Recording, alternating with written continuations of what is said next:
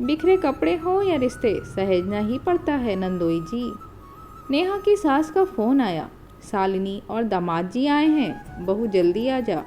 जल्दी जल्दी नेहा ऑफिस का काम कर घर के लिए निकली। शालिनी उसकी नंद है, 2 साल ही हुए हैं शादी को, पूरे 3 महीने बाद आई है। एक शहर में रहकर भी नंदोई जी नाराज चल रहे थे। बिना बात के भी मुद्दा बनाकर मुंह फुला लेना उनकी आदत थी। पिछली बार भी ठीक से स्वागत नहीं हुआ के बात पे मुंह फुलाए हुए थे। नेहा ने आते ही गर्मजोशी से उनका स्वागत किया, पर नंदोई जी ने कहा, घर के मेहमान बुलाकर खुद घर से गायब रहना ये कैसी खातिरदारी है। भाभी जी, अरे माफ़ कर दीजिए नंदोई जी, बस ऑफिस से निकलने में ज़रा देर हो गई। नेहा ने देखा सोफे पर सूखे कपड़े पड़े हुए हैं, शायद सासू माँ उठाकर लाई, लेकिन सहेज न सकी। वो जल्दी जल्दी कपड़े को सहेजने लगी। तभी शालिनी भी कपड़े समेटने लगी। बस क्या था, मायके आते ही कपड़े समेटने लगी। घर में तो इतनी फुर्ती नहीं दिखाती तुम। एक अपनी भाभी को देखो, तुम घर का काम सास पर छोड़कर ऑफिस जाती है। भाभी जी, माँ जी को मैंने ही कपड़े सहेजने से मना रोका है।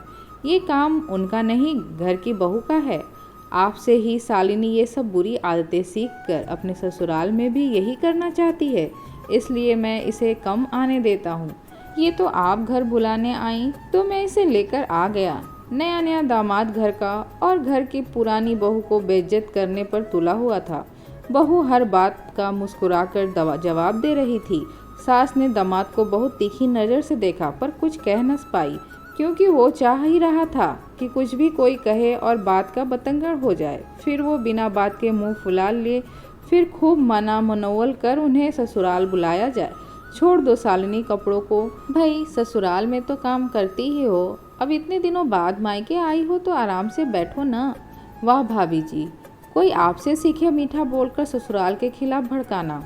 अब तो नेहा को भी थोड़ा बुरा लग गया, लेकिन फिर भी उसने हंसकर कहा, अभी तो मैंने भड़काना शुरू भी नहीं किया और आप बुरा मान गए। इतना बुरा न माना कीजिए नंदोई जी, वरना रिश्ते निभा न सकेंगे। भाभी जी, आप भी हद ताना मारती हैं। नंदोई जी ने कहा, देखिए जो भी खातिरदारी करनी है जल्दी कीजिए, हमें भी जाना है। सिर्फ मीठा बोलकर ही पेट भरने का इरादा है क्या? भाभी जी, हमारे यहाँ आकर देखिए, हम 20 पकवान से स्वागत करेंगे। बस नेहा ने भी डाइनिंग टेबल पर फटाफट बिरयानी, दही भल्ले, छोले, मिठाई और कोल्ड ड्रिंक और कई तरह के व्यंजन लगा दिए, तो ऑफिस से आते समय ही रेस्टोरेंट में पैक करा कर लाई थी। अब नंदोई जी का मुंह बन गया। क्या भाभी जी, आपके यहाँ मेहमान को बाहर का खिलाने का रिवाज है? सासू माँ, आपने अपनी बहू को बहुत छूट दे रखी है। तभी सास ने कहा, छूट तो हमने आपको भी दे रखी है। मम्मी जी, भाभी जी, हमारे पसंद का खाना बनाना चाहिए था। क्या ज़रूरी है कि उनके लाए खाने पसंद हो मुझे? तभी भाभी ने कहा, चलिए इस बार हमारी पसंद का खा लीजिए नंदोई जी, अगली बार आपके पहले ही पूछ लेंगे और घर पर ही बना लेंगे। अब नंदोई जी खिसियानी बिल्ली की तरह देखने लगे कि इतनी बेइज्जती के बाद भी भाभी कुछ अपशब्द या आवाज़ ऊंची कर माहौल ख़राब नहीं कर रही हैं। शालिनी, जल्दी करो, क्या घर से खाना नहीं खाया है जो धीरे धीरे खा रही हो? बर्तन रखने भाभी के साथ शालिनी आई और रुआसी होकर बोली, भाभी इन्हें माफ़ कर देना, मेरा मायका माँ के साथ तुमसे भी है।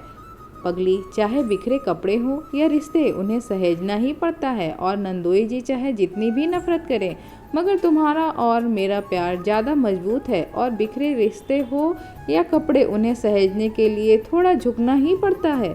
सब ठीक हो जाएगा। शालिनी, तुम परेशान ना हो। दोस्तों, आपको ये कहानी कैसी लगी कमेंट में ज़रूर बताइए और चैनल को सब्सक्राइब कीजिए। धन्यवाद।